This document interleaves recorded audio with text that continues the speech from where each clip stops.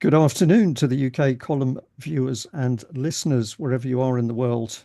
I'm joined today by another lady who's unfortunately had the experience of dealing with her family, so a daughter and social services.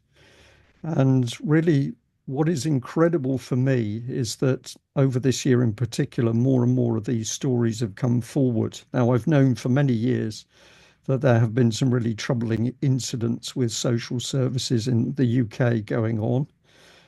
But it seems really from probably about 6, 7 months ago that a number of individual cases have come to the fore. People have got in touch with me. And the fact that we have more people now prepared to do interviews, I regard as so important because it's the only way the truth can come out. Because as many people will know, I'm always saying the thing about the family courts is that they're secret. And aside from there being no jury or no press inside the court, normally the court also enforces reporting restrictions on not only mums and dads who get directly involved with the court, but they can also impose those reporting restrictions on other family members. So it does take courage to speak out. So today I'm joined by Claire. Claire contacted me a little while ago. We've had quite a long conversation on the telephone. But Claire, you decided that you wanted to speak out on this. So I'm going to say well done for having the courage to stand up and welcome to the UK column. Thank you. Okay, well, the best place to start is always the beginning. How did things unfold for you as a family? Okay, so in the beginning, um, social services initially did get involved when my daughter fell pregnant, and they wanted to check that things were okay with the relationship. But they checked while her abusive partner was present, and of course, she said that everything was fine, and she didn't disclose then that there was serious issues. Then, obviously, her partner had no part in her first baby's life at all. Obviously, my granddaughter. He wasn't interested in being a father. He didn't have a bond whatsoever. But he made it very clear to her that if she were to leave the relationship, every time they had an argument, he would threaten to have her baby taken away from her, which was very concerning. So obviously, we had no issues at that point. I was helping raise my daughter's baby with her. We were like joint parents together, since she was born. My daughter then got pregnant again. Um, which he did not meet that baby at all. He wasn't interested. He'd moved on with someone else, a different partner. So obviously, up until then, we had no issues. We were just living a happy life, with both the children. My daughter reached the point where we decided we wanted a fresh start because he was turning up outside our house, revving his motorbike, and it was quite distressing for my daughter because she felt like he was trying to get her attention. And we also had, unfortunately, his abusive aunt was living opposite us too.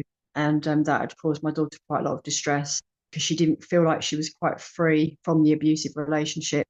So we decided to move, and we thought we'd move hundreds of miles up north to protect the children and to protect my daughter so that we could start a new life so she could be happy and live in peace away from that threat because obviously he was a danger, being around the children with everything that he had done to my daughter, including strong violence, coercive control, stealing all her money, also stealing his daughter's money, threatening to kill her, saying that he'd actually planned her death. It was very, very highly concerning behaviour. So before we moved, my daughter reported the whole thing to the police. She actually had a 6 hour interview with the police. And the policeman who actually interviewed her was so angry by all the incidences that she reported about their entire relationship that he wanted to go and arrest him there and then. But my daughter was too scared of the repercussions because of his aunt living opposite us, and we hadn't moved at that point. And she didn't know what he was going to do because he was in contact with some very kind of dubious characters as well, which he threatened to obviously, to set onto my daughter in some of their arguments. So My daughter decided not to press charges, but she made it very clear to the police that we were moving hundreds of miles up north for her protection and for her children's protection. And we were reassured by the police that we were doing the right thing, that if he was to find our location, we could get a non-molestation order and a restraining order, and that we were doing the right thing. My daughter asked many times, am I doing the right thing? Is this okay? Can I do this? And she was reassured by the police, yes, you can. Yes, this is good. You're doing the right thing. Can I just come in there? Can I ask, did you get a crime number when you reported this? Was everything done properly by the police at the time? Yes, it was. Yeah, it was reported. There was a crime number. We had the PC's name as well and his number. And he assured my daughter it would stay on file. And if she ever wanted to press further charges, that he could reopen it and take further action against her ex-partner. Right, So we felt very reassured that there was no going to be no issues there. right. So you move hundreds of miles away too, which is which is quite a major thing to have to do in order to get away from somebody. But I understand why you'd want to do it. So what happens when you move? It was life changing because obviously we'd left behind all the friends that we knew there and our family, and we obviously had to up, everything. I have adult sons as well who decided to come with us also because obviously they didn't want to be, left behind. So it was a big life changing thing for all of us. We knew we were making the right decision because we were thinking about the children. We wanted them to live in peace. And I didn't want my daughter living with the threat of, constantly worrying that he was going to turn up outside the house to be intimidating, because it wasn't the fact that he didn't want to have contact with the children. He wanted to make his presence known in an intimidating, fashion outside our property. Right. But I believe that your sons also experienced some of his behavior directly. Yes. He was actually residing in my property for about 6 months while him and my daughter were trying to make a go of things. And what had happened on one particular day is that he'd been particularly abusive on this day. And she'd asked him multiple times to leave the property. And he said no. He refused point blank that he was not going to leave. He was laughing at her, mocking her. And then he started throwing her phone and throwing items of wet clothing at her, and threatening that he was going to take her baby away. So at this point, after this had been going on for about half an hour, my son decided to go in there and confront him and tell him he needed to leave because he wasn't listening to his sister. And obviously he was very concerned about her being abused. And her, she was very distraught, very upset. In which case a scuffle then broke out between him and my son. And he actually got my son in a necklock with his legs and started to strangle him because he had these type of skills where he knows the amount of pressure that he can use with his legs to He'd done some martial arts training, I think. fighting, yeah, cage fighting skills he had. Um, so my son was obviously forced to use self-defense to get his legs off, otherwise he was going to be strangled. To which case I then ran into the room and said to him, leave the house now, and shouted at him. He finally left our property, and what he did, he ran straight and called the police on my son and said that my son had assaulted him. So the police did not press any charges against my son. They said that it was very clearly self-defense, and we'd explained the whole incident of what had happened, that he was refusing to leave the house, and obviously my son had to intervene to go in there. And there was no charges brought against my son. Right.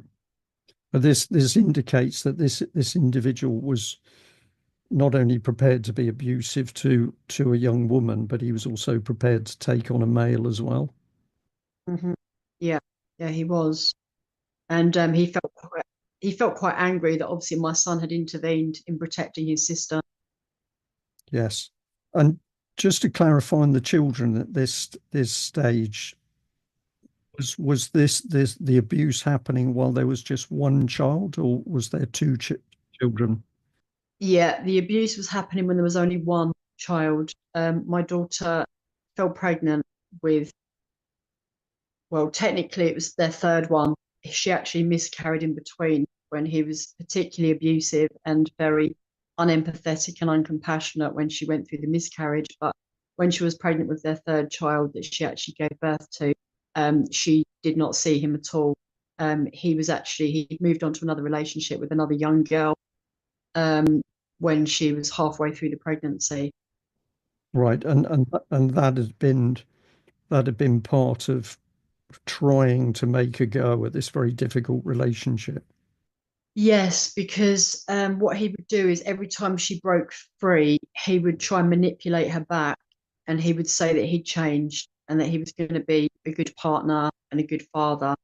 Although he never had a bond, he didn't do any of the changing nappies or feeding bottles. Not one single parental duty did he do. And he didn't have a bond either. He wasn't interested from day one with his daughter at all. In fact, he spent all her baby money that she had in her bank account. Um, and also, he wouldn't even buy her a birthday present on her first birthday, which was quite telling as well. Um, Right, so by the time you move, Claire, how old were the two children then? so, my daughter's son was born in the late September, and we moved February the following year. So, Right, he'd never met his son, and he hadn't seen his daughter since May that year when my daughter cut all contact, and we moved in the February. and how Yeah. old was your granddaughter then? She was 2. Right, so two very young children, basically. Yeah. So you move away. You've It's not as though you just disappeared. You'd actually discuss with the police this is the course of action that you thought was best, and they agreed with you. And of course, as you've said, if there was to be further incidents, then you could take action through the courts to get some protection. So you move, huge family upheaval, and what happens then? Well, we were living really in peace, and my daughter actually started healing because obviously she'd been through quite a lot of trauma through what he had put her through. And she was really concentrating on just being a really good mum, to her babies and, being in a new environment and putting it all behind her. She didn't have the threats or the worry about him turning up. She felt really safe and at peace. And both her children were really thriving. They were doing really well. They were very healthy. They were never ill. They'd been seen by the health visitor 3 times. And on those 3 occasions, she'd said that they were both meeting all their milestones. They were very healthy. They were thriving, and there was no cause for concern whatsoever. And that they had both had a very loving bond with me, the grandmother, and with their mum. She's obviously took note of that. How long were things quiet then? You move, and as far as you're concerned, things are really settled down, and presumably you feel the pressures coming off. How long did that last? Did that peace last for? So we moved in the February, and the first we knew that there was a CAFCAS officer involved was in October that same year. Um, and she randomly turned up at the door, and it brought all my daughter's trauma back, flooding back, because she was wondering what on earth she was doing on our doorstep, because obviously there'd been no cause for concern from the children. And as far as she was concerned, we were living a new life. We told the police. So we had no idea why she was there.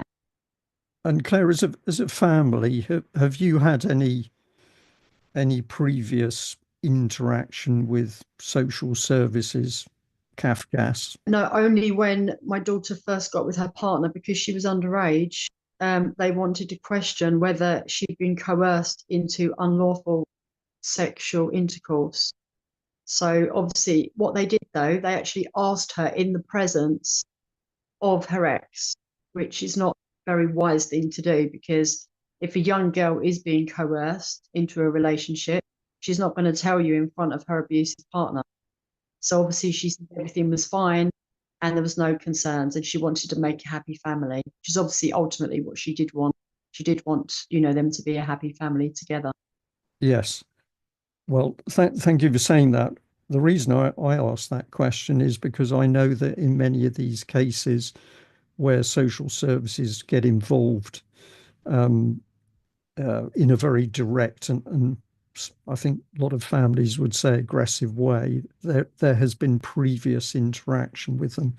But in your case, you know, you've explained that actually that was a relatively normal interaction. They were simply checking everything was okay, although, as you point out, they didn't do it in a very sensible way, bearing in mind the relationship. Right. So Kafkas appears and they start to ask questions. Yeah, she was not a very nice lady. When she came to our doorstep, she was very cold and she was very rude to my daughter. And when my daughter burst into tears and was very distraught, visibly distraught, um, and she said that she'd obviously fled her abuser, the Kafkas officer turned around and said to her, alleged abuse, in a very patronizing tone, which was, in my opinion, a disgusting way to behave to someone that's just escaped domestic abuse. To then basically, you're basically calling them a liar by saying alleged abuse, you know, in a very patronizing way. And it's also incredible, Claire, because Kafkas's first duty is the protection of the child. It's not protection of the parent, whether it's the mother or the father. So she said that apparently court papers had been served to our next door neighbour, which is very strange because obviously we said, well, we haven't received any court papers whatsoever, which we hadn't. We even checked with our neighbour and they said they haven't received any either. My daughter was obviously very concerned about where they'd got our address from. And she said that she traced my daughter's address through her benefits. Wow. So why did the Kafkas lady actually say she was there? Because it turns out my daughter's ex had actually, as soon as he'd been told by his aunt, who obviously lived opposite us at the time, he got told that we'd moved out. So obviously he then didn't know where we were. So he went to the courts the following month in March, and we moved in February, to file for custody of the children to gain control of them. Okay, so he makes a complaint, and then the next minute Kafkas is involved, and they've already started court proceedings in what presumably was going to be a custody battle. Mm-hmm. Yeah. Obviously, we didn't know because we hadn't received any of the court papers whatsoever because they didn't have our address. And then the CAFCAS officer claimed that one of the court letters had gone to our next door neighbour, which is very odd because if they knew that, then why didn't they then serve another one to our address? So that in itself was very strange. Can I just add there, and to formally serve papers, they've got to be served to the individual. They can't even be left outside somebody's door. They've got to be put in the hand of an individual. That's what serving legal documents is all about. So obviously we had no knowledge. I then decided to try and get some type of advice because, you know, I was concerned for my daughter and for my grandchildren because, you know, they were very happy and settled in their new life. And we didn't, you know, we were very concerned about the upheaval of what was going to happen next. We didn't really know, you know, what was going to happen. So I actually sought legal advice from, can I name the people, the people's lawyer? And they advised me not to interact with the social services. They said not to consent to, you know, to any assessments or anything like that, or if they came to our door again, to just tell them that we don't consent. So obviously that's what I believed that obviously we were supposed to have done. How did that progress then? This lady disappears. What's the next thing that happens? So then we didn't hear anything for a whole year. And we actually thought that everything was all peaceful and calm. We thought, oh, good, you know, she's obviously gone and looked at the police files and discovered that actually there's, you know, 6 hours of statements from my daughter explaining, you know, what had gone on with all the abuse. So they must have obviously decided that, you know, that he shouldn't be around the children. That's what we thought. So we thought, because obviously we hadn't heard for a whole year. That's a long time to then pass, not hearing anything. So next thing we heard was July the following year. we received a letter through the post from the health visitor saying that she wanted to perform my grandson's 2-year check. Now, what was alarm bells for me is that it was about 3 months earlier than his 2nd-year birthday, which was very strange because as I'm a mother of 4, I've obviously had experience with all my children being seen by the health visitor, and they never ever come early for a 2-year check. It's always when they're 2 or after they're 2, just because otherwise they've not necessarily met all the milestones that they're supposed to be reaching, by the age of 2. So for us, that was a bit, for me, I felt a bit concerned because I thought that's very strange. But we decided to allow the health visitor to come anyway to see what it was all about, why she was coming early.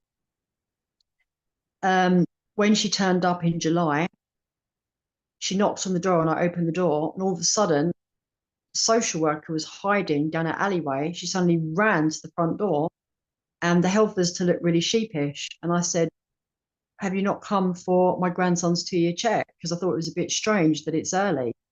And she said, "No, I'm sorry." She said, the social worker wanted me to arrange it early so she could see the children. She was desperate to see the children. So obviously we were very, upset by this, and we felt like our trust had been betrayed. So we didn't allow the social worker to come into the house, but we did allow the health visitor because obviously we didn't have an issue with the health visitor. She'd seen the children previously 3 times. But as she entered her house, she told us that she would not be able to carry out the 2-year check because it was too early. So obviously we were very kind of shocked, thinking, well, why have you said you're coming for the 2-year check if you're not? Now, that's a blatant lie and deception. So of course that would make anyone doubt, you'd feel a betrayal and kind of a lack of trust there because, you've been lied to and deceived. Well, and these two are supposedly professionals in child health care and child protection. So you would expect them to be meticulous in doing their job in the proper way. You've used the right terminology because essentially they use deceit in order to get into your home. And then it was, from what you've said, it's clear to me that the health visitor was being manipulated by the social worker. Yeah, yeah, exactly. So then what happened? We told the health visitor that obviously, we weren't happy about what she'd done. We said, you've really kind of betrayed our trust here because, we thought that you were coming for the 2-year check, and we thought it was strange anyway because it was early. She then informed us she would be coming back in November to actually carry out his 2-year check. And she asked us if we would agree to that. So we were kind of in two minds because we were in a state of shock about what had just happened. So we kind of said, okay, well, yeah, we'll let you come in November. So after they'd left, we kind of thought about it a bit more, and we were thinking, this just doesn't seem right. It seems very, very deceitful. So in November, she turned up at the door, and my daughter asked me to go and speak to her. She said, "Can you tell her mum that I'm not happy for her to continue seeing my children just because I feel really deceived and let down, so I'm not going to continue letting her see the children." So obviously I went and explained the situation to the health visitor. And to my absolute shock, she was really understanding. And she said to me, "Oh, yes," she said, "I know about these mums that are fleeing to other countries to protect their children from social services." So I was like, whoa, like, you've heard about this. So obviously I was shocked she told me this. So she said, "Don't worry." She said, "I'll write you a glowing report because I know the children are very well looked after, and they've got no issues." So I was really reassured by that. And I thought, well, that's good. She knows about what's going on. There's obviously something very kind of dubious going on with the social services. And she's willing to write us a glowing report. So obviously that's going to go in our favour because they'll know there's no concerns. So then she left, and we felt reassured that there was no issues. Then fast forward to February the following year. We had decided to go for a break, and we did a little bit of travelling with the children, me and my daughter and the 2 grandchildren, because we just wanted to get away, for a break to kind of, like you do, from everyday life. And the first we knew that there was anything wrong is I got a very urgent, panicked call from one of my sons, and he said to me, "Mum, the police have broken down the door." And I was absolutely shocked and in horror. And I said, "What do you mean they've broken down the door?" And he said his partner had been in the house, and That's your house. That's your house yes, you're talking about. my Yeah. house. She was house sitting my house while he was at work. She phoned him to say the police have just well, she didn't know it was the police, first of all. She didn't know who it was. She said somebody has just broken the door down. And she was obviously terrified because she was upstairs by herself. So, because they hadn't announced that it was the police, there was no announcement made that it was the police. So obviously my son, thankfully, was just round the corner in his work van. He was able to get dropped off outside the house. He came in to find out what was going on, and there was lots of police in the house. They put him in handcuffs unlawfully. They did not announce who they were. They didn't read out any of his rights whatsoever. They didn't tell him why they were putting him in handcuffs. They then did an unlawful body search on him as well. So obviously he was very distressed. They then started obviously interrogating him and his partner. And he then got me on the phone because he was concerned. He was like, "Mum, I don't know what's going on here. Like, what do I do?" kind of thing. So at this point, we were in Scotland, and obviously we became very upset when we could see what was going on and hear what was going on with the police. And he'd been repeatedly telling them that he didn't want the social workers to be let into the house as well, because two social workers had turned up and they were trying to gain access to the property. And he told them very clearly that he didn't consent. So they'd said that they'd been told by a particular social worker, the same one that's been involved the whole way through, that the children hadn't been seen since last year, and there was a serious cause for concern of their lives, basically. That's why they had the reason to break our door down. That's what they said. Claire, were these police plain clothes? In plain clothes? There was a mixture. There was a mixture of uniform, and my son said also there was a couple that were not identifiable. They were wearing just suits, and he didn't know who they were. They didn't identify themselves. So there was a mixture. No warning is shouted. It's the police, open your door. The first thing your son's partner hears is that the front door has been smashed in and she's got individuals coming into the house. That's truly shocking. Yeah, she was terrified because she didn't know what was happening. And obviously, she got on the phone immediately to my son, and it was just, by God's grace that he was around the corner, and he was able to get here very, very quickly. But then they then put him through trauma too, because obviously they put him in handcuffs, and unlawfully gave him a body search to find out if he had any items on him. He contacts you and you learn what's going on and what happens then. So then they made it clear that they wanted to see the children. They said that it had been reported that the children had not been seen since last year, and they wanted to do a welfare check. So they'd already been threatening and coercing my son, because my son was a landscape gardener. He had axes and he had some other like bushcraft tools and things like that. And we also had some pellet guns in the property as well. Now, they were perfectly lawful. Nothing was wrong with them at all. But they started saying to my son, "Well, we don't know if there's been a new legislation that's been passed." They said some of these items might actually be illegal now. So if that's the case, we can actually technically arrest you and check, if they're illegal. So they put him into a corner where he felt like they were trying to manipulate him. It was very, very wrong. He had the whole thing recorded as well. And obviously that's why he then was, eager for us to kind of share our location of where we were. And my daughter obviously felt, a kind of a cause for concern for her brother, thinking, I don't want him to go through anything unlawful, especially after what they've already done, So she agreed to the police. She said, "Okay, you can send police round to our travel lodge where we're staying right now in Scotland, and you can check that my children are both fine." And they agreed that once they'd done that and they found out the children were okay, that would be it. They would leave us alone because they'd be satisfied that there was no cause for concern. So obviously, even though we were shaken up, we were kind of reassured, like, there's nothing to worry about. They then sent round very, very quickly two Scottish police to our travel lodge, and the police spoke to my daughter. And by then, my other two sons had joined us because they'd come up on the train to meet us in Scotland. All four of us got questioned, me, my daughter, and my two other sons, about what we were doing up there. And they wanted to look at the children. They said, oh, the children look very, well fed. They look healthy. There's no cause for concerns. We can see you've got lots of food here as well. So, they had absolutely no concerns. But they said they wanted to get two Scottish social workers down to the travel lodge just to double check that they had no concerns as well.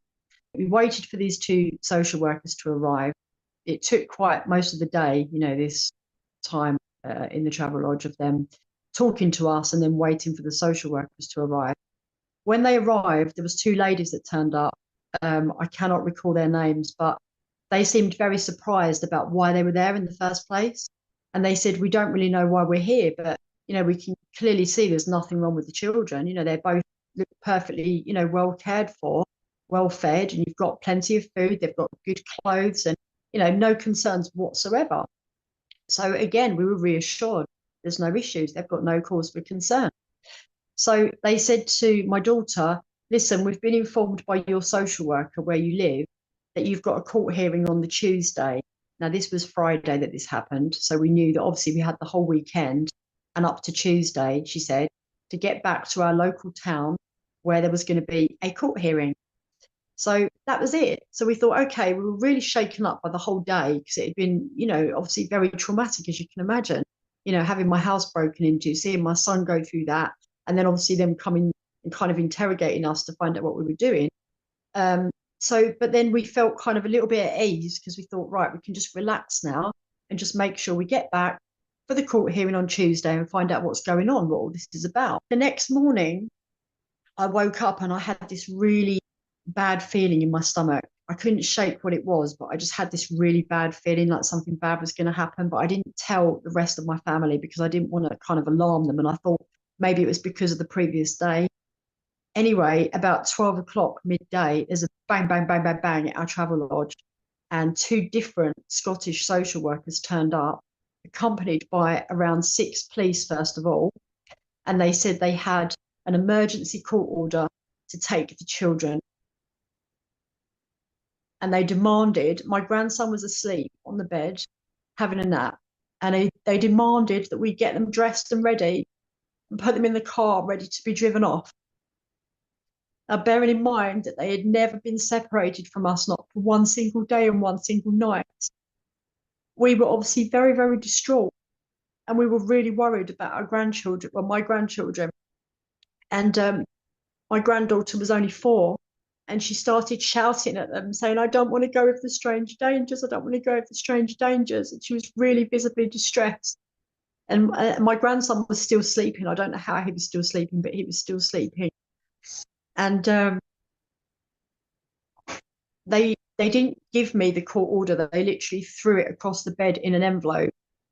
And I kept saying to them, you're not going to read it out to me. You're not going to show me what it is that you're presenting me with. And they said, you can read it if you want. So I said, well, can you let me read it then? So I opened the envelope and I start reading it. And it said that they had an emergency court order to take the children. And it wasn't signed. There was no signature on it. There was no court stamp. And so immediately that got my attention because I thought, this doesn't seem legitimate. Like, this seems fraudulent to me. So I kept questioning. And I said, look, there's no signature on this. How is this right? And I kept trying to bargain with them, saying, I don't understand why this is happening. I said, do you not understand there's no cause for concern of why the children are with us? Like, why are you taking them? And they kept saying that they were following orders. They'd been given a court order and they had to basically abide by it. And I kept saying, can you not use your moral compass? I said, you must know this is wrong. And I explained to them about the domestic. I said, look, you've got it all filed. I said, we not only filed it at our original hometown, I said, but also my daughter went to our local town when we moved and she filed more reports because her ex had been harassing and stalking us on social media, trying to find out our location. And she'd been there again, and she'd also given them another 4 to 6 hours again of further statements. So, we thought the whole police force should be aware of our situation and the danger and the threat to the children from her ex-partner. And so, to us, it didn't make any sense as to why they were coming to take the children. Yeah. Claire, as you talk through this, I'm thinking of other cases where the mums, usually the mums and dads in a couple of them, where children were taken in this sort of very brutal and cold way. And I know from the time one family we were very close to, and I absolutely saw the trauma that this caused, not only the parents, but also, of course, the children. So the child protection system causing the children fear and anxiety, supposedly to protect them. It's quite bizarre, but the callousness of it, I understand the callousness of it because I have seen it. And your daughter, I think we should emphasize at this stage, is still a very, very young mum. She wasn't very old, was she? No, she was 20 at the time when it happened. And she was so traumatized, she actually had a proper panic attack and she started hyperventilating. And the police said to me, sort her out. That was their exact words, sort your daughter out. There was no assistance. There was no one rushing to her aid. She was hyperventilating and I was expected to sort her out at the same time as keeping my grandchildren calm and trying to keep calm myself. And they were telling me if I didn't hurry up and get the children dressed and ready, that I was basically interfering and I was obstructing what they'd been told to do, and that I would be facing arrest and spending a whole weekend in the police cell. That's what they told me. And then they said, you won't be there then to support your family and to help them get the children back. Everything about the police and social services action is threatening, it's abusive. And I am also reading between the lines a little bit, but also knowing some things about how these things get done, that there's a psychological aspect to it as well. You're being psychologically bullied. And what do they do? You get the children dressed, and what happens? Yeah, at this point, my grandson, he woke up and he was wondering what was going on. He started getting a bit distressed because there were so many strangers all around. Now, bearing in mind, my grandson has always had autistic traits since he was born. He was basically non-verbal, and obviously he'd never been away from me or my daughter, and the same with my granddaughter, they hadn't either. So being faced with all these strangers demanding that they were being handed over, and obviously my granddaughter, she was very aware of what they were saying. She kept saying, Mummy, I don't want to go, I don't want to leave you. She said, I don't want to go with the stranger dangers.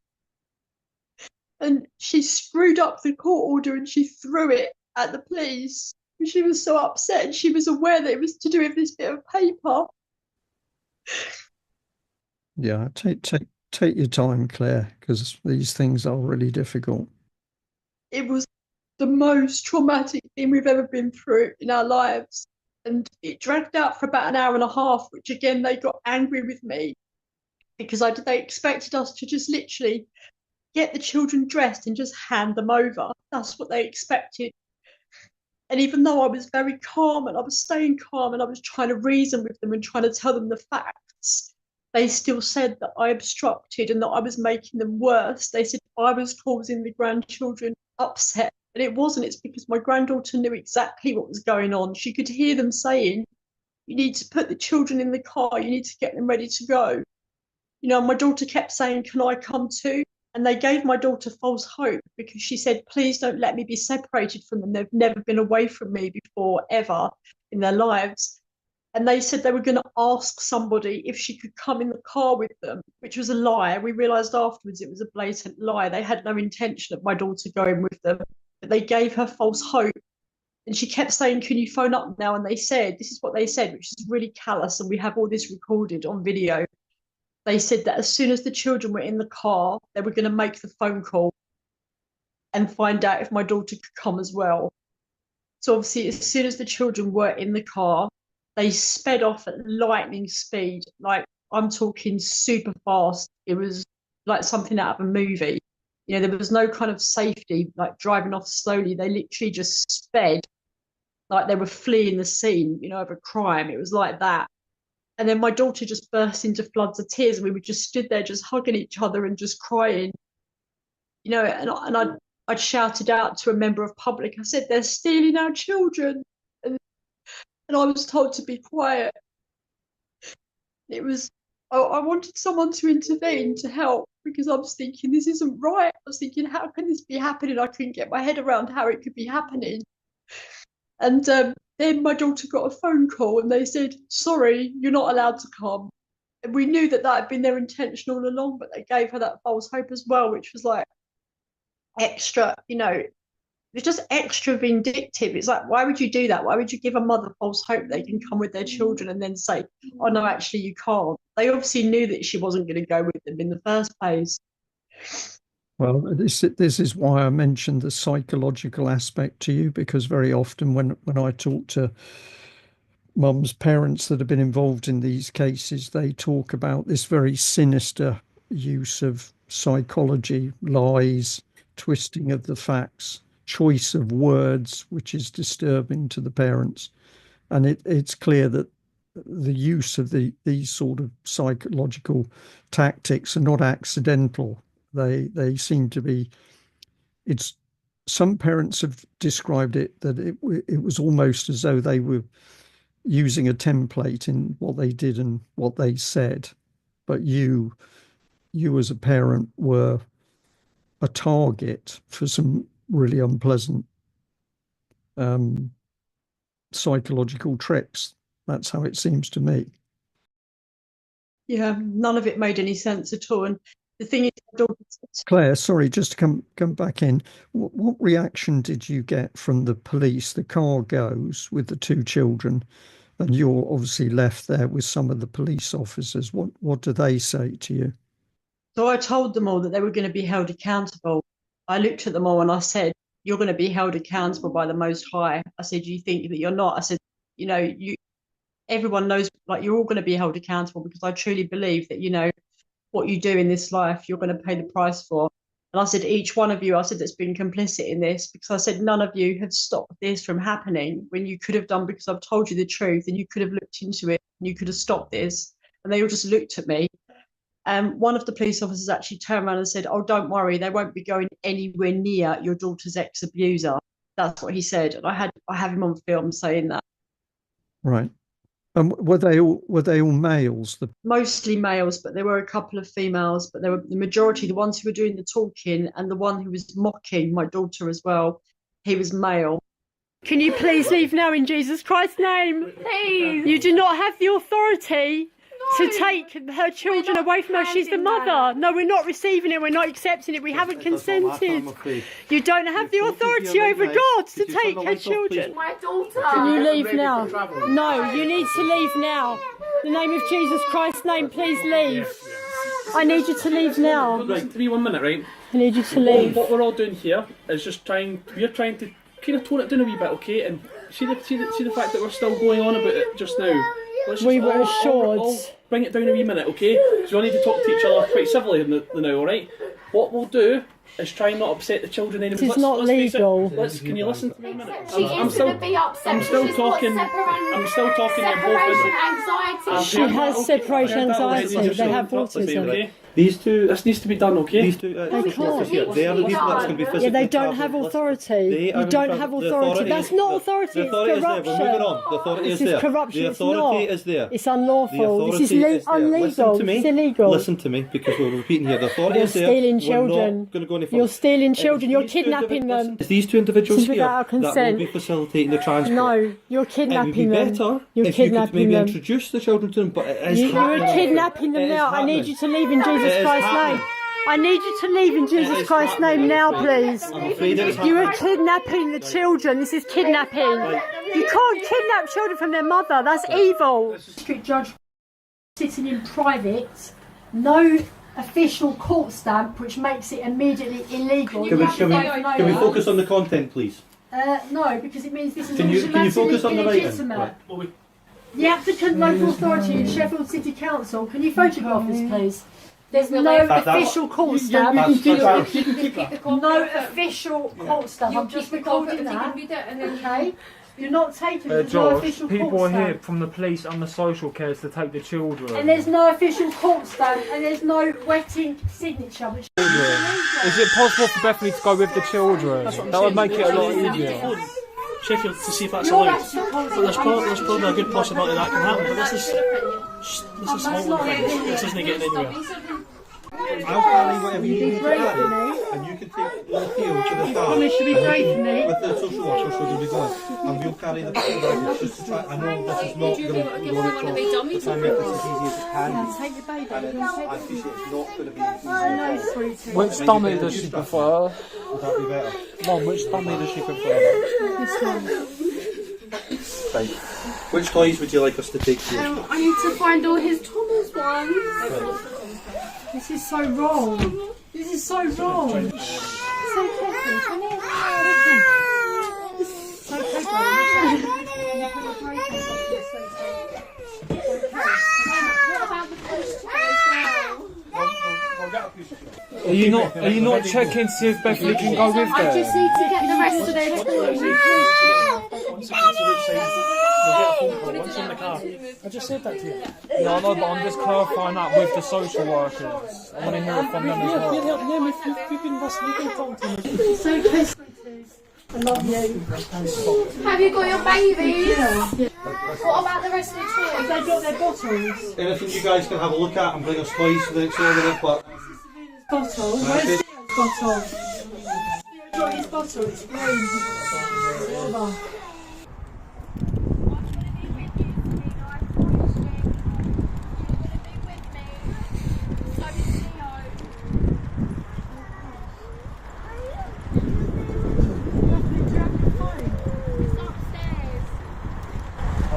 Can you go? Have you got the key, Jamie? Go grab Bethany's phone.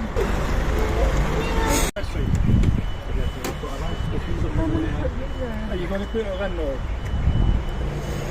I'm giving her a cuddle.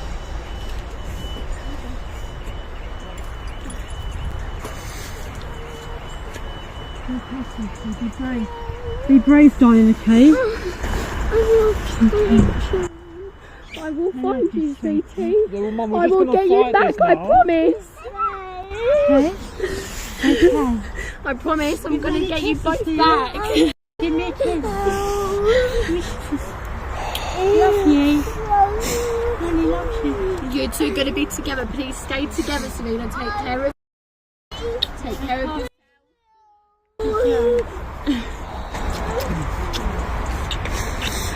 I love you both so much.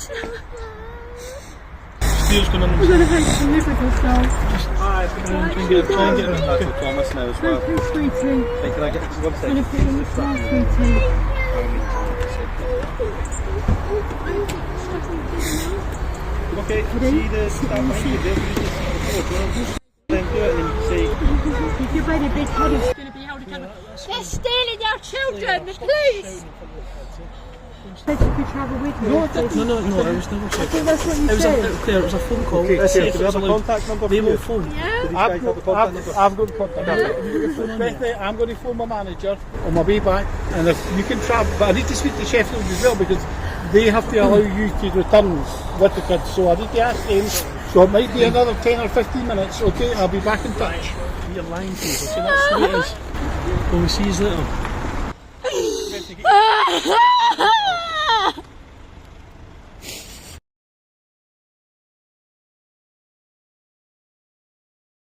Bethany has just been served with these court orders at a hotel in Scotland with a court case that she's been told she has to attend, and it's already happening, so she has absolutely no opportunity of getting there to be heard. It says it's today, the 23rd of February 2024 at 2 p.m, and the time now is 2:30 p.m, and they've literally, the woman's just knocked on the door and served this with Bethany, and she said, "I'm sorry that it's already happening now, but I've been told to serve you with these papers." The children are gone. You as a family must have been there absolutely shell-shocked. And what do you do next? We didn't know what to do. We were literally in pieces, and we were obviously in Scotland, and the children had just got into a stranger's car that we had no idea who they were. We didn't know where they were going. My daughter was given a phone number And she kept on texting the number saying, "Where are my children? Where are they going?" And she wasn't getting any response and no replies whatsoever. We found out afterwards that that was actually the social worker's number. So she was supposed to have had a duty to inform my daughter of where her children were. And she was not responding to any of the messages. And she, in fact, she didn't respond until later on, very later on at night, because obviously we then had the real difficulty of getting ourselves in our state of absolute upset and distraught. We had to try and get back. We had to get all our stuff packed up from where we were staying on holiday. And we had to then get to the train station. And my daughter had the double pushchair for the children, which she then had to put our luggage on that and wheel that back, which again was really, really hard for her, because pushing an empty double pushchair without your children is horrific. And I think any mother that can understand that, it's like going to a hospital to have, you know, a child and then coming back with an empty car seat, you know, without the child, it's horrific. So that in itself was really, really difficult. And then she didn't get told until really late at night that the children had been handed over to her ex-abuser, who didn't know them and was a complete stranger to both children. Just tell me that again. When were they handed over to the partner? So we didn't find out until after how it had actually panned out. But what we were told is that the children had been driven directly from Scotland to Sheffield, and they were met by her ex-abuser. He then got on a train and took them directly back to where he lives in Essex, all on the same day, which would have been incredibly distressing for both the children, especially being handled from stranger to stranger without knowing any of them and wondering where we were. Yeah. And as you were telling this story, Claire, and particularly when you get to this bit, I'm sat here and I'm thinking, I wonder how the audience is reacting to this, because I can imagine there are people saying, I just can't believe this. I can't believe what I'm hearing. I'm not saying that to doubt you. I absolutely believe what you're talking about, because I've heard it so many times before. But I can imagine people in the audience absolutely stunned themselves to hear what you've just described. And yet this is reality. This is what goes on in the child protection system. So how does it progress from there? Is there a court date already set? When does that appear? When do details of the court appear?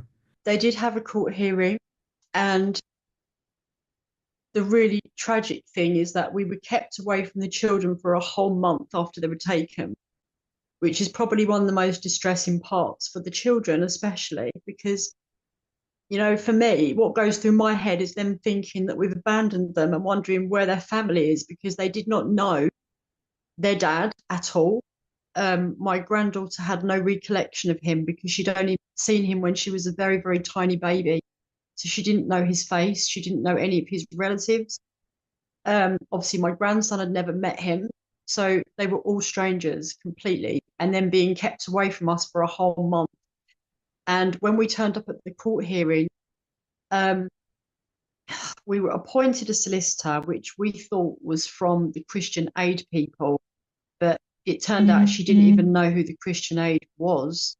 And it became very apparent from the onstart that she was very eager to follow instructions given to her by the court and not to look at any of my daughter's evidence, which obviously was highly, highly concerning to both me and my daughter, because we thought it was going to be straightforward. We thought they're going to look at all the police reports, they're going to see that we fled domestic, the police knew about it, and they're going to say there's been a terrible mistake and we're going to give the children back. That's in our minds, that's what we thought was going to happen.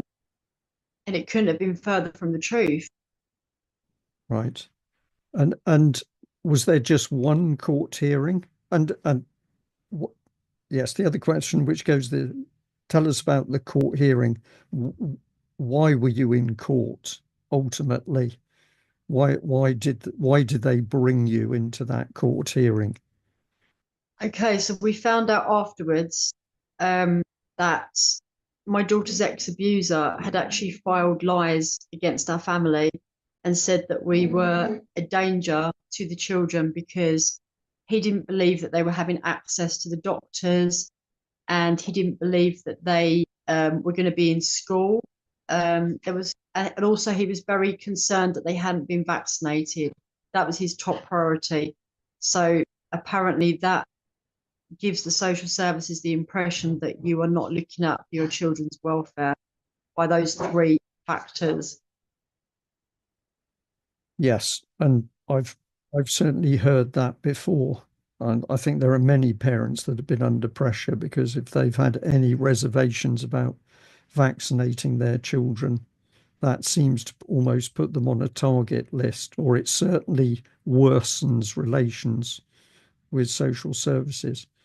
So in the court hearing then, I'll try not to preempt you here, all right, but why don't I say it? I would assume that your solicitor doesn't present any of the key evidence showing your side of the story. None whatsoever. No, in fact, they had it, it's like they already had it laid out exactly what they were going to do. It's like it had been all planned and they were sticking to the plan. That's the impression I got. It seems like they wanted to transfer the children to his custody. For what reasons, they obviously, we can only guess what reasons they had there. But they definitely weren't interested in looking at any of the facts whatsoever. In fact, when I looked through the case, I was horrified that the whole case was built on lies, slander, opinions, and assumptions all the way through the entire case file. Right. And was it a full day's hearing? No, it was literally about an hour. That was it. And what was the result? So the solicitor came out and she said something very concerning to my daughter. She said the court had said that as the children had been taken, it was probably going to be too traumatic to return them all the way back to where we were because of the distance and the fact they'd already removed them from us. And so that to us was a massive alarm bell because it didn't sound like they had any intention of returning the children. You say the solicitor came out. Were you and your daughter not in the court? Maybe you wouldn't have been, but I would have expected your daughter to have actually been in the court. So what it turned out is that while we were sitting outside the court, she was going back and forth, having discussions with the court without my daughter being present. So I'm obviously not clued up on how courts work with the family court, and I had no inclination about what goes on and how it is actually,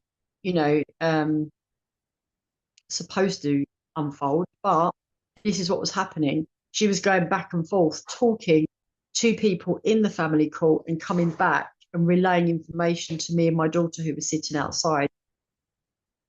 This is incredible, Claire, because out of all the things I've heard about family courts, I've never heard about this sort of conduct, that the solicitor is sort of acting as a go-between in and out of court, because if you're not in court, you're not in court.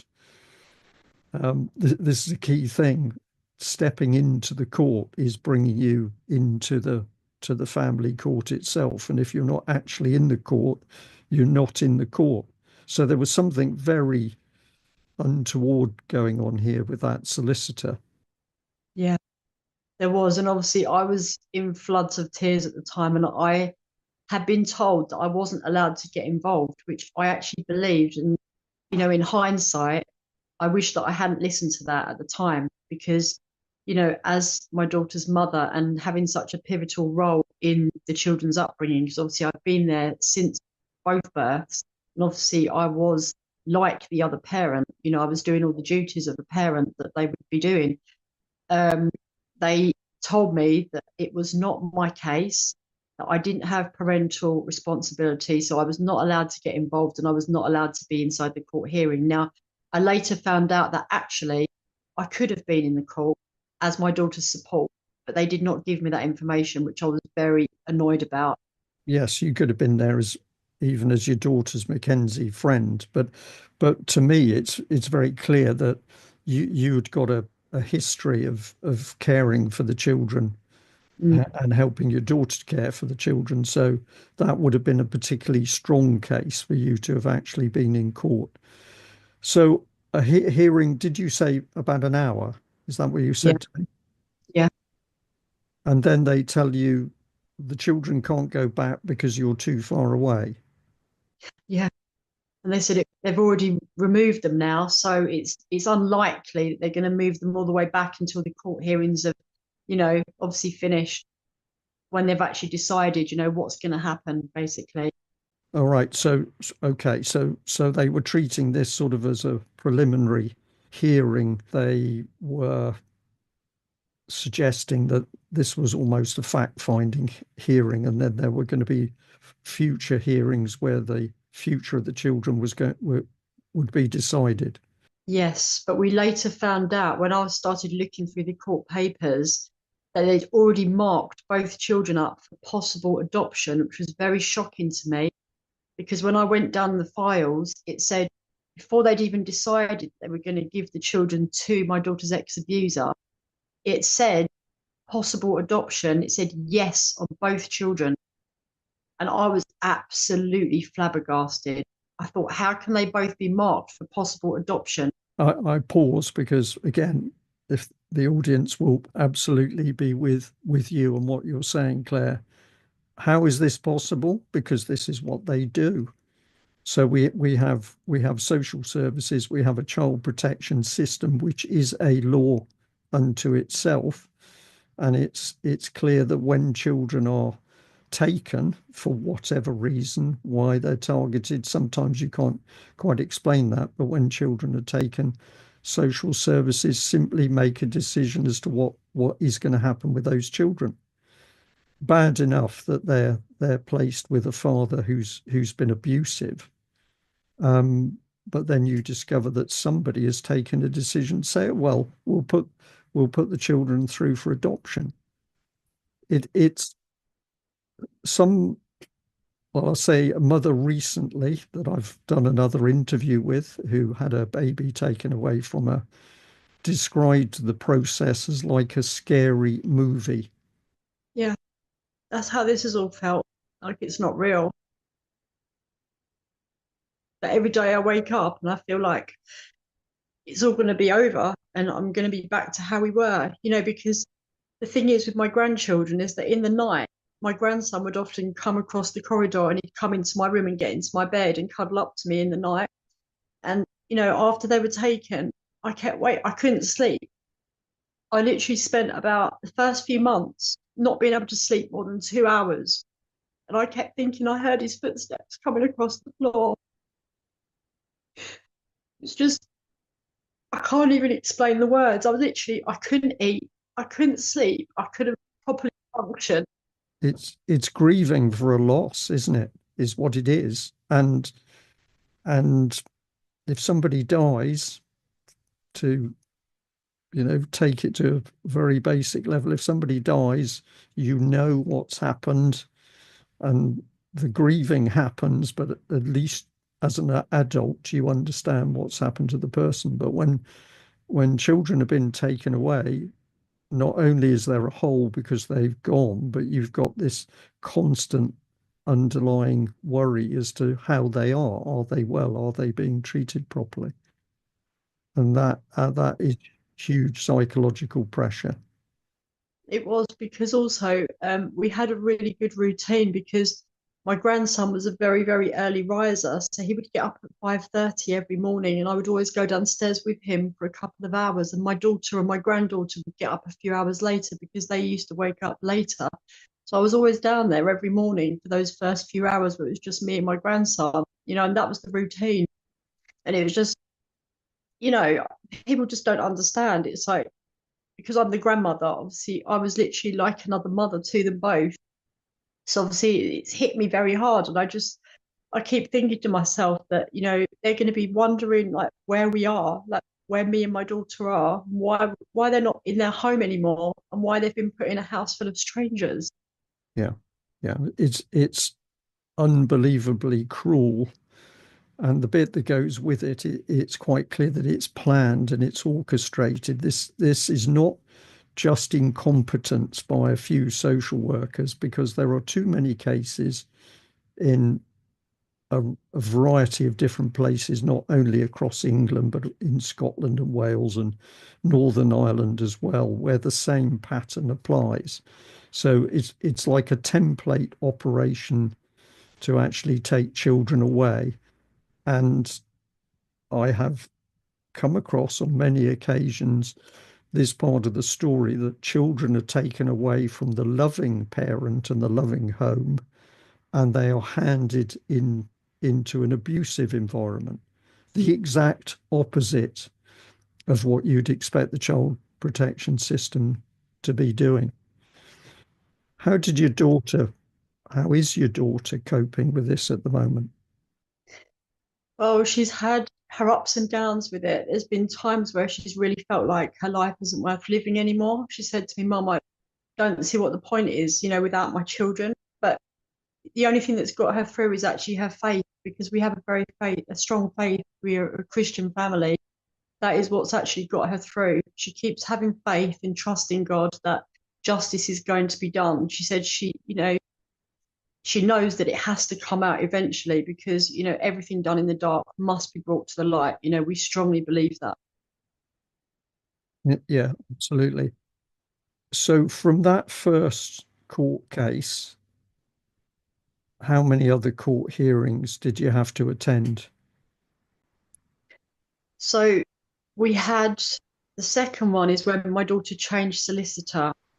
Because of the first solicitor, obviously she hadn't been producing any of my daughter's evidence. We decided to find another solicitor, and we did a lot of research, and we found one that specialised in family law and domestic abuse, and we thought this was going to be good. So basically, they took a whole month to transfer from one solicitor to the other, which we thought was very, strange. It's like they were dragging it out on purpose, because the longer time had gone on, we weren't seeing the children at all. When the solicitor then did get involved and she started receiving the legal aid, that's when things changed. So whereas she'd had an initial conversation with us both, and it had sounded like she was going to be fighting for my daughter to get her children back, as soon as she started receiving the legal aid fund, she changed completely. It's like a switch had been activated inside her, and she was like someone completely different. Suddenly, she wasn't interested in my daughter's evidence. She said, oh no, we've got to do what the court says. And it became very apparent that something very sinister was going on, because I thought both solicitors, this is too much of a coincidence. They're both doing what the court is telling them, and they're not looking at any of my daughter's evidence. What you say a lot of parents discover as they go into the family court system is that basically the legal firms that they think are going to fight their case, fight for them in the court, they eventually discover they're having private discussions with the social workers or even the judge. And the number of families that have said to me, we were just shocked to discover that they were utterly betraying us through the court system. I'd presume she changed, because the moment the legal aid documents had been signed, she was on the gravy train. And that was the first thing. Is your arm okay? Because I know you're still holding that phone. Do you want to rest for a bit? No, it's all right. It's okay. Yeah. Thank you. So you swap legal teams. Yeah. And then obviously, again, it was very apparent that she wasn't interested. In fact, she even blamed my daughter and said that she shouldn't have fled and not told her abuser where she was going. And we were like, are you serious? So you're fleeing a dangerous abuser, but you're going to tell them where you're going? So that, again, it was very concerning, especially as they were supposed to specialise in domestic abuse. I thought that was a very strange statement to come out with. Yeah, because it's an inversion of common sense, isn't it? So yeah, it is absolutely. You immediately flagged that up as utterly bizarre. I did, because I thought, there's lots of groups out there that claim to help, mainly mothers fleeing domestic abuse with their young children, and they say that they're going to help them, to be safe from their abuser. So if there's these type of charities that exist, then why are they saying that you can't protect your children from an abuser? You know, to me, that doesn't make any sense. Okay, so I just push this point. So how many court cases in total? Okay, so after that, my daughter decided that she wasn't going to have a solicitor because, for obvious reasons. So she decided to represent herself. And then they had a remote hearing. And just before that remote hearing happened, we came into contact with what we were told was a private lawyer. And he said that he was going to help us.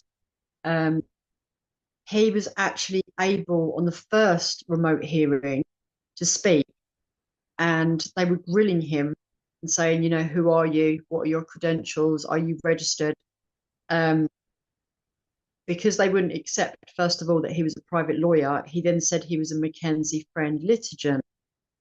So then on this remote hearing, the judge said that she had received a very interesting bundle from my daughter, because me and my daughter had decided to put all the evidence together and send it direct to the judge, because we thought, you know, we're desperate. We need to know the judge actually gets all of the evidence, because the solicitors are not producing it. They're not showing it to the court. So we thought, we'll give the judge a fair chance to have the entire evidence before her, so she can see for herself without being manipulated by anyone in the court, you know, of the truth, so that she would know. And, you know, we were trusting that she would be a fair judge and she would see that, and she would realize that, you know, they've made a really bad mistake and that, you know, it needs to be rectified. So anyway, on the remote hearing, she said she'd received a very interesting bundle from my daughter. She then proceeded to tell the solicitor of the social worker that she needed to tidy it up. And then she said she wouldn't be available for any further court hearings. That's a very interesting statement from the judge. Interesting choice of words. What did you understand from that exchange? Well, I understood that she could see that this was clearly a great big mess, that, you know, we were showing the evidence of everything they'd done that was completely unlawful, and they didn't have any grounds to stand on to take the children. And so she obviously didn't want to have anything more to do with it. And she was telling the solicitor to tidy it up, to sort it out, to try and, you know, sort the mess out, basically. That's what I took that to mean. Yeah. I would think that as well. I think that choice of words from the judge was that the solicitor was being warned off to get rid of the evidence, basically. I use an expression, the man on the Clapham omnibus might think that the judge had instructed the solicitor, your solicitor, to effectively get rid of the real evidence as to what was going on. Yeah, that was the solicitor of the social worker, the same one that was involved all the way through.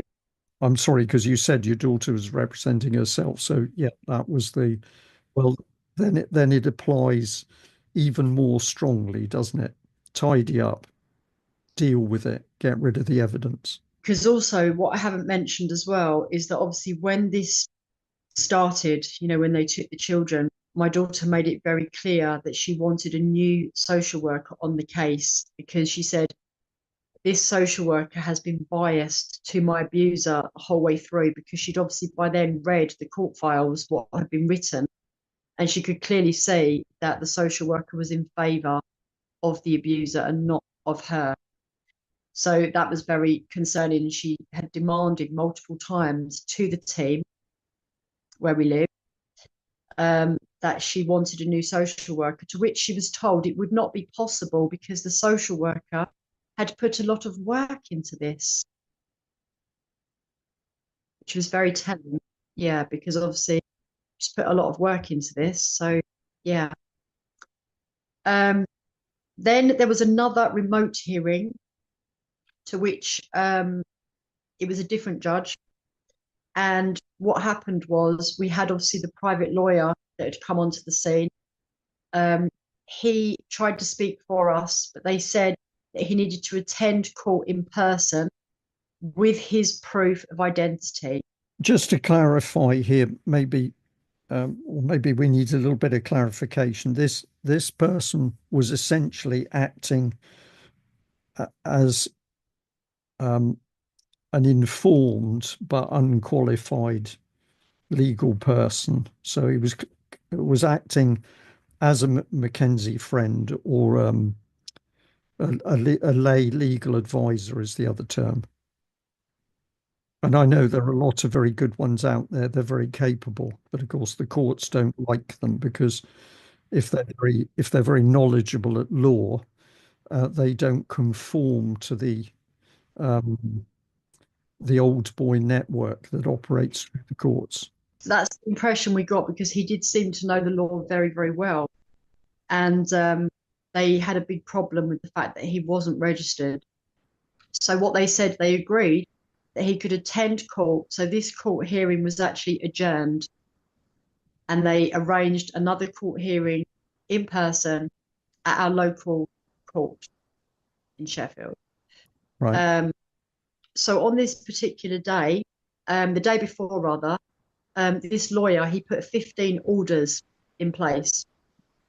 And these 15 orders, he said, should make the judge overturn the entire case and return the children, because he was quoting law at them, and he was using other cases as well to back up what he was saying. And what they did on the day, unfortunately, he wasn't able to turn up. Yeah, he was unable to turn up. He didn't turn up, and he told us not to go in the court by ourselves.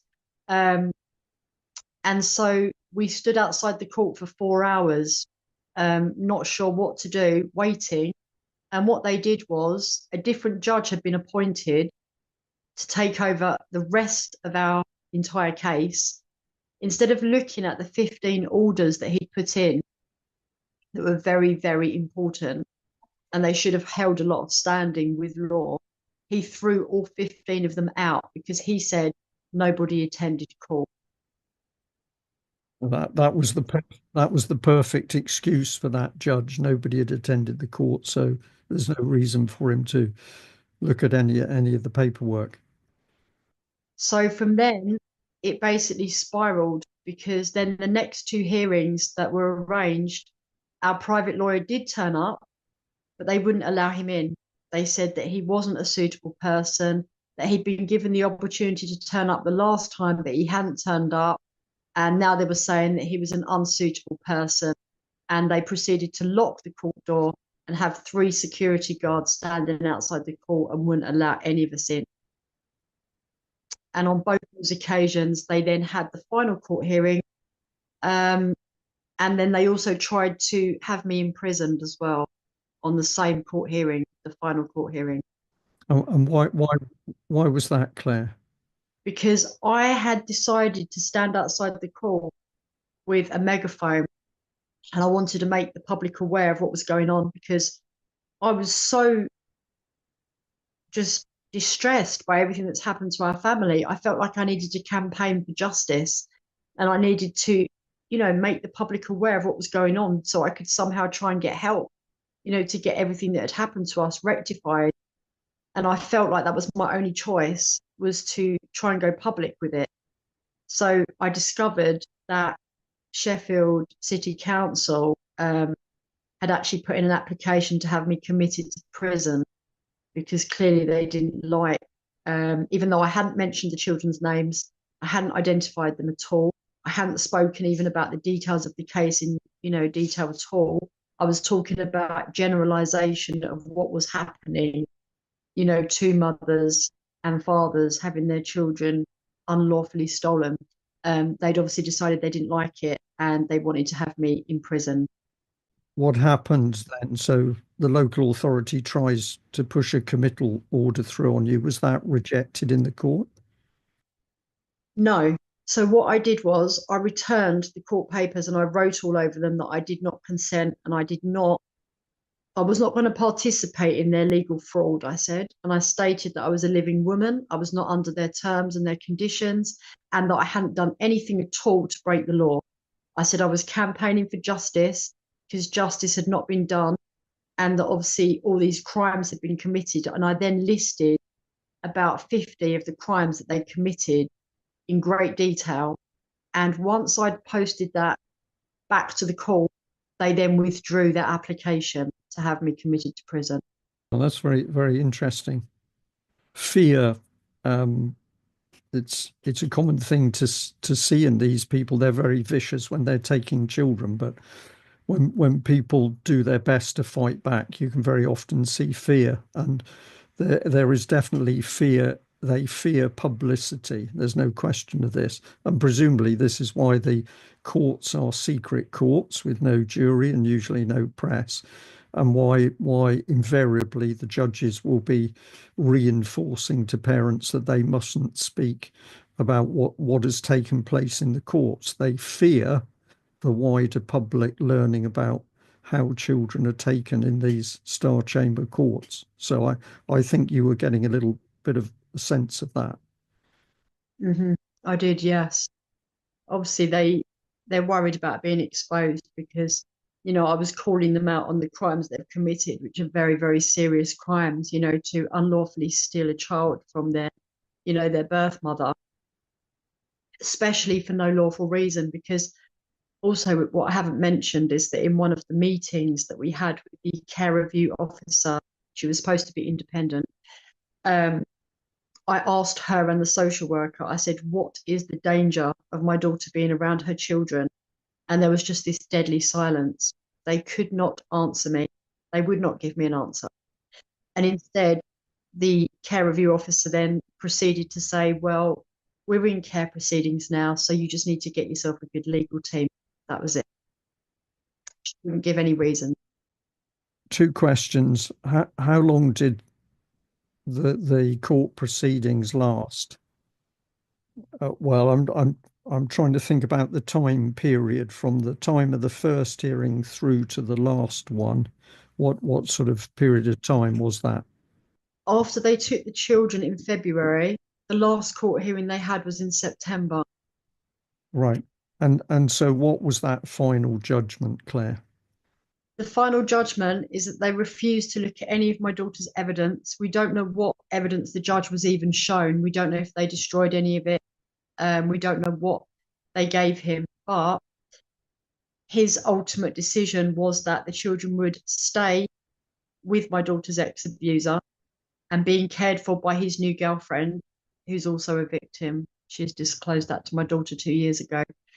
And she's going to be raising her own 2 children and my daughter's 2 children. And my daughter is only allowed to see her children if she attends a particular place which she didn't deem was a suitable place. And she has to call my daughter by a different name because they have renamed my granddaughter, sorry, which is incredibly psychologically damaging as well, on top of everything else. And also, obviously, she's meant to be supervised by her ex-abuser's mum and sister. You mean inside a contact centre? No, not in a contact centre. They've said it has to be held at a Party Man World place. So a Party Man World is a place where they have lots of very, very loud music and they have like a children's play centre. And are these units operated by Child Protection or? No, it's literally like a social place where you can take children to run around and jump on equipment. Like they have like a ball park there as well. So to be, honest, it's not really a suitable place where you can have intimate time with your children that you've not seen for how long to actually have, proper conversations and spend quality time, because it's a very, very noisy environment with lots of children running around all over the place. Yeah, and I would say that that's the reason they choose it as an environment, because it's not an environment that you can help restore the bond with your own children. No. That environment is chosen because it is disruptive and loud and you can't have a proper conversation and the children are distracted.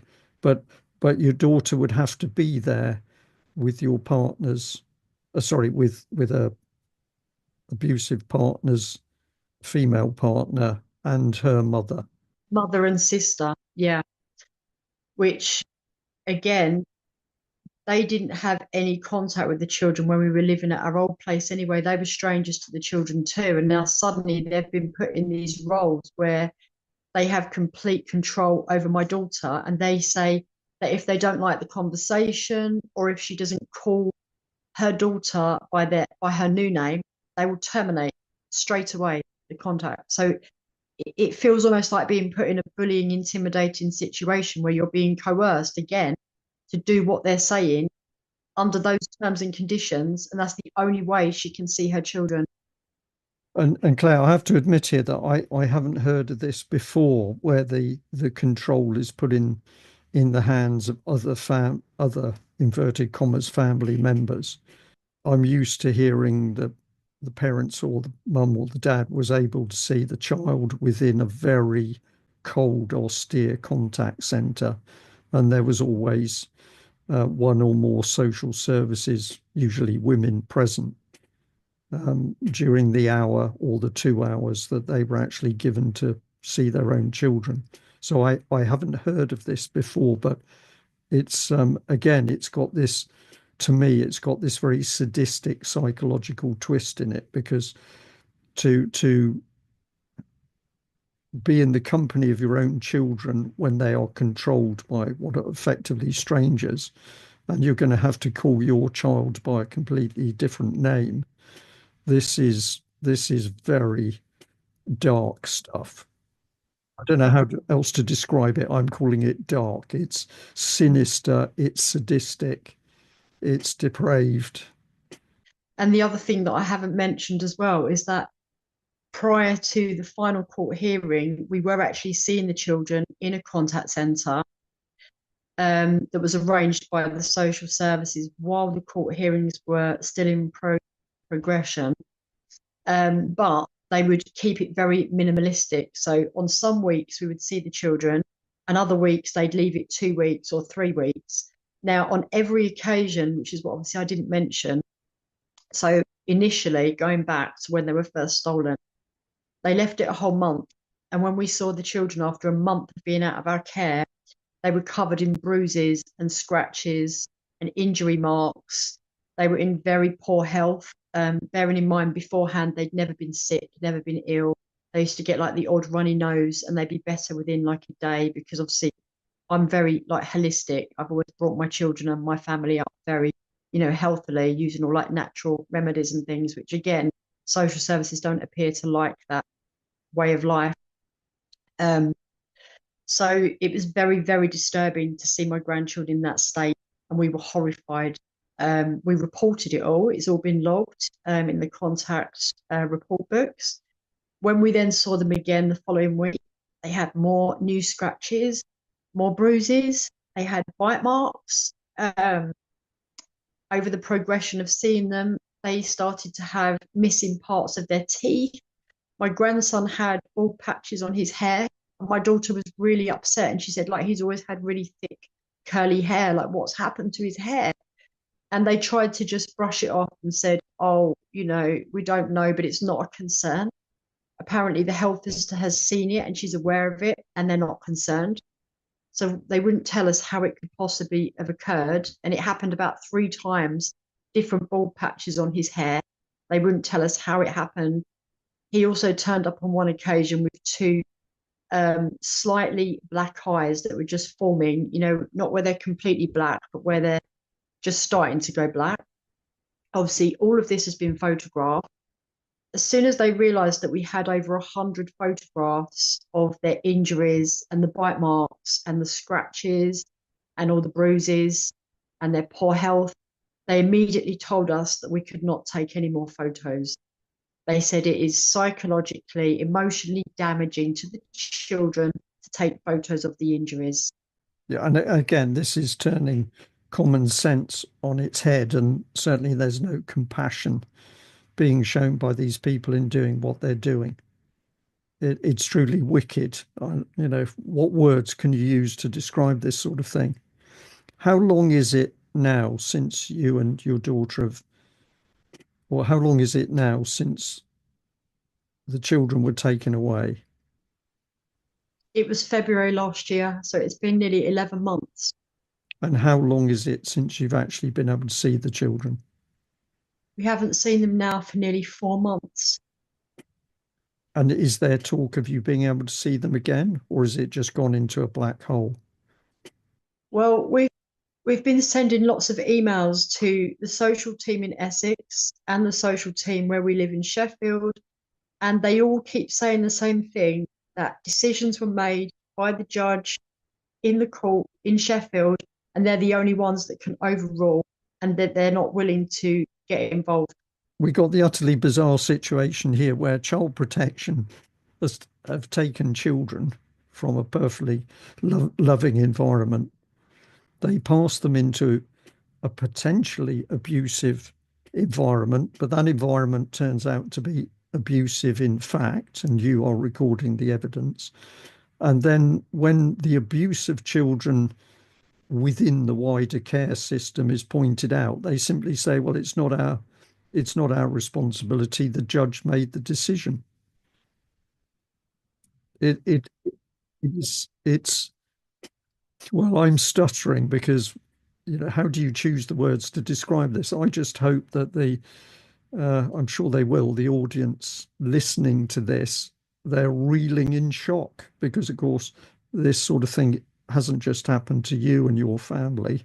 It's happening to hundreds, thousands of other families with children taken across the country. Claire, what about other steps? You obviously fought as hard as you could through the courts. You tried using legal teams. Your daughter tried to represent herself. You used some lay legal help. What else have you done in order to try and get this decision overturned, or to get help for the family? Who have you been able to speak to? I've been emailing the CEO of the chief executive of Sheffield, and we've had a lot of back and forth emails. But again, they're finally washing their hands and saying, again, if I have issues and that I don't agree with the decisions made in the court, that I need to go back to the court in Sheffield. That's what they're saying is my only option. And that's what everyone is saying. Whoever I contact, they're all saying they can't get involved. I've contacted MPs all over the place. They've all said they cannot get involved with the family court decision. Right.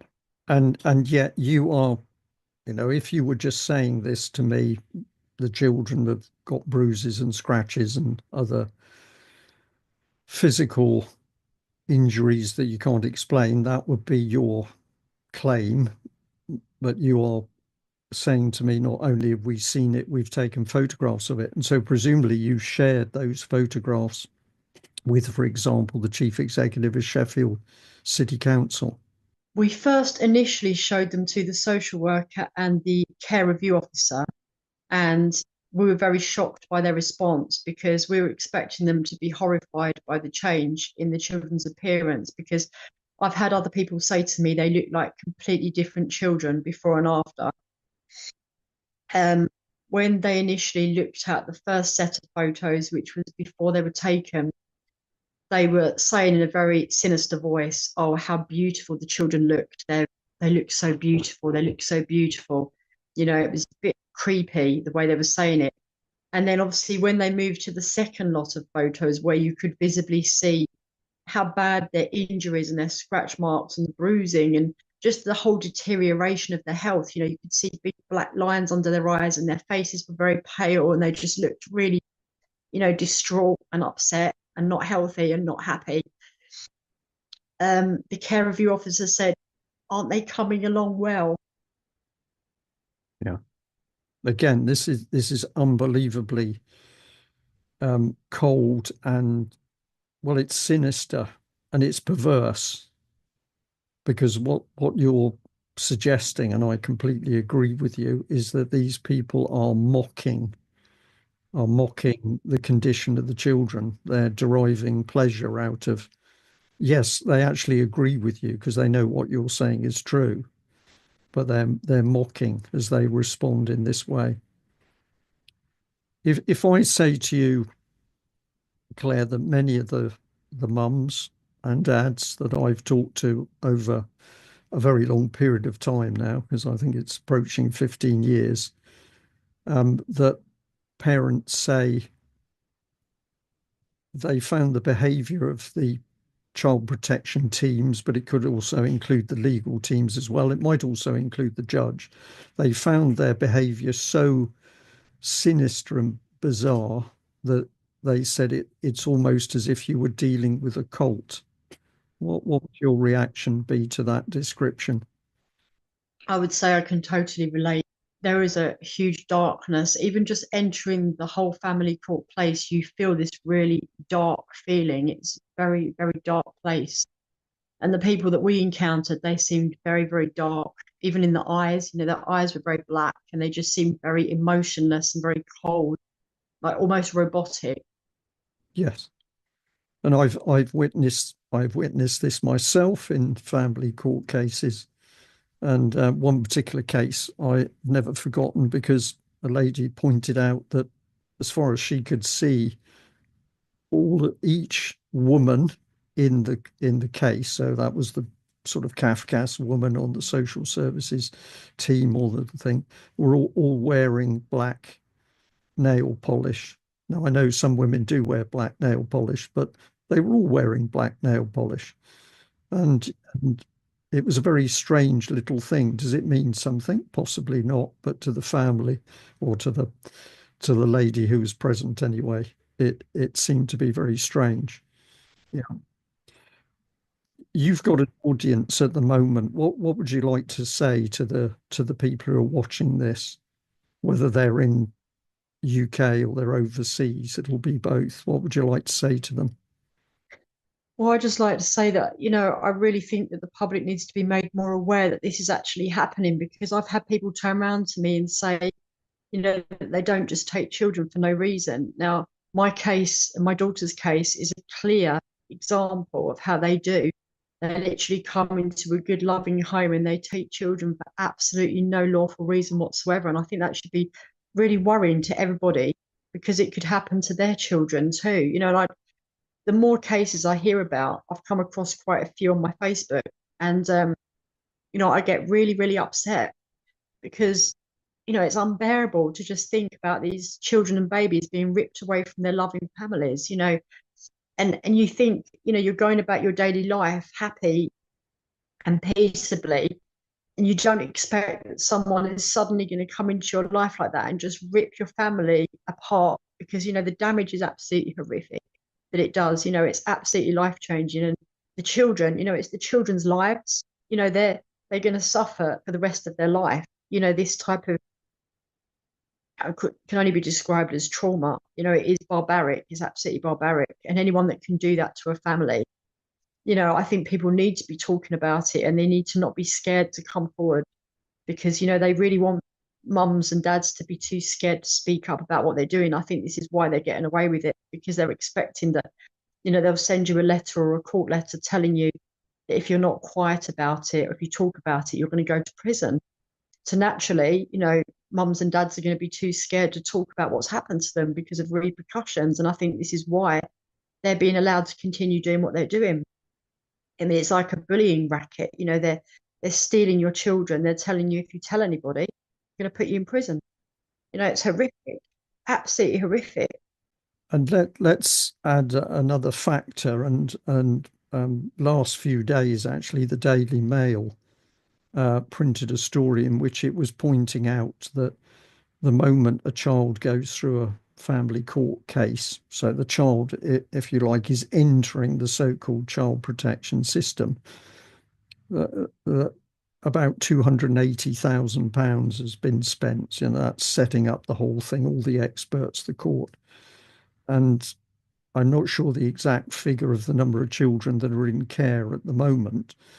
It's about 70,000. It increased dramatically during lockdown. It may be as high as 75,000. But if the audience care to get a calculator and multiply 280,000 by 75,000, you will find that you're into a multi-billion-pound child industry before anything else has happened to the children. Long-term care, where individuals might be paid several £1,000s a week to care for a child that's got special and difficult learning difficulties, for example. So huge amounts of money. And to be fair to the Daily Mail, to the particular journalist that wrote this story, they pointed out that overwhelmingly the children's homes and the so-called care centres are all now operated by private companies. They are boasting of the profits they're making and saying it's a good industry to get into. So you've got the callousness of the system itself, where they're effectively taking children away from parents. But very often, the children are not directly being fostered by another family. They're being fostered by a family who are consuming vast amounts of money per week to do that. So it's an industry. And I also totally agree with you that the agenda is to keep parents frightened and suppressed and stop them, or try and stop them from speaking out. And I want to say that I've been trying for a lot of years to report on these cases, and we have done pretty successfully for some of them. But at the end of the day, it's the number of parents who will have the courage to stand up and speak out that makes the difference. Because if somebody in the general public, or even a viewer of this video, says, oh, well, no, this is just not possible, mum and grandma must have done something, and you say that's absolutely untrue, and I absolutely believe you, if yours is the only case, it doesn't hold much weight. But if we had 10, 20, 100, 200 families coming forward telling effectively the same story about what happened, it is their personal testimony that is the evidence that the British state, the UK government, is stealing children. And I'd like to mention as well that, I come from a very big family. I'm actually the eldest of 7. And my mum and dad and my siblings have all been incredibly shocked by this whole case, because they've basically been cut out of my grandchildren's lives as well. There's nothing been put in place for them to see them, and they just can't get their heads around it, because they know my family so well, and my friends, they know my family so well. They're totally in shock. It's opened their eyes up, because they never ever thought this would happen to our family. I mean, me personally, I used to actually volunteer in 2 schools in Essex, and I do my regular safeguarding as well. So, this should not have happened to our family. Like, none of us have a criminal record, never had any drug problems or alcohol problems. The fact that there is no issues whatsoever, that's the very concerning thing, because I understand that in some families, sometimes it's because they've had, like, say, drug issues or alcohol problems or something like that. Literally, in our case, there has been nothing whatsoever. And that's what makes it even more concerning, because it means it could happen to anybody. It can happen to me and my family. It can happen to anyone. And the other thing I'll add to that is that this seemingly used to happen to people who would be vulnerable in some way. So they could have drug issues, or they could basically be poor, or they could living on benefits and having a tough life, or they might have some learning difficulties. And it was poorer, weaker people who were clearly targeted for their children. We've also seen that the targeting has switched to immigrants, particularly people where English isn't their first language. So mothers in particular that don't have very good English, their children have been targeted. I was being pretty well informed of some stuff going on in the Sheffield area probably a couple of years ago, where Romani communities were being targeted for their children. So we've got people who are vulnerable by virtue of the fact they're poor or got learning difficulties, or they're migrants and they haven't got a very good knowledge of the country. They were all targeted. But also in more recent years, we've seen social services trying to snatch the children from professional people. And in a couple of occasions, they've even it's like their confidence is increasing, and they've gone for the children of people legally qualified, solicitors and barristers. And so you get the impression that the confidence in these people and their criminal activities is increasing.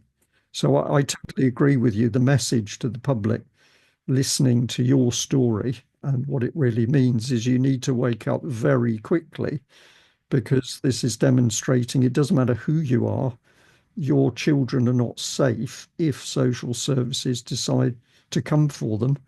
And if you're thinking, well, I haven't done anything wrong, so they won't come for me, this is absolutely untrue. They target children for all sorts of reasons, including the fact they're particularly attractive children with blonde hair and blue eyes, or even that they're twins. Both my children, yeah, had very striking features and were very, healthy looking. So it is, especially the fact that they've both been marked up for possible adoption. So, that to us was very kind of shocking and eye-opening. Claire, one of the things that always interests me around these cases is the reaction from the press. Have you tried to get papers to cover the story, or other journalists, BBC? Yeah, I've literally reached out to every single media outlet that I could think of, and even the independent ones that I was given names of. I've sent emails to every single one, and I've been absolutely shocked to have no response from any of them whatsoever. And given how serious our, what's happened to us is, I thought that at least one of them would be covering what's happened. Yeah. There seems to be like some type of restriction that they're not allowed to report it, or they don't want to get involved, whichever the reason. All those things. And I think there's also a fear factor with some of the mainstream journalists. They're actually too frightened to get involved, and they know something really bad is going on, but they're too frightened to get involved, and or the newspaper itself and the editorial team is warned off by the judge ultimately. Claire, I think we've probably come to a natural end for this. I hope that you will do some more work with me. I'm going to put it that way. But I think for our viewers today, they're going to be pretty shocked at what you've described. And I know from the comments that come back into the column when we do these sorts of interviews that many people find just sitting and listening to the sorts of things you're talking about very distressing. So there are a lot of good people out there in this country, and hearing the reality of what's taking place in the family courts does make an impact on them. But we need those people to also stand up and be counted. And this is how we're going to do it. Let me just end by saying you conducted the whole of this interview holding your phone. So that must have been very hard, but well done, because I don't know how you've managed to keep it so stable. I think my hand would have been wobbling all over the place. So well done for that, and well done for having the courage to speak to us. Thank you. Yeah, I just want people to know the truth, because obviously, I don't see how else we're going to get this problem sorted out without making it known to the public what's going on. It's the only way that this type of evil gets stopped, by people talking about it and exposing it. Yeah, absolutely. Okay, let's end it there. But we will certainly do a part 2. So thank you very much.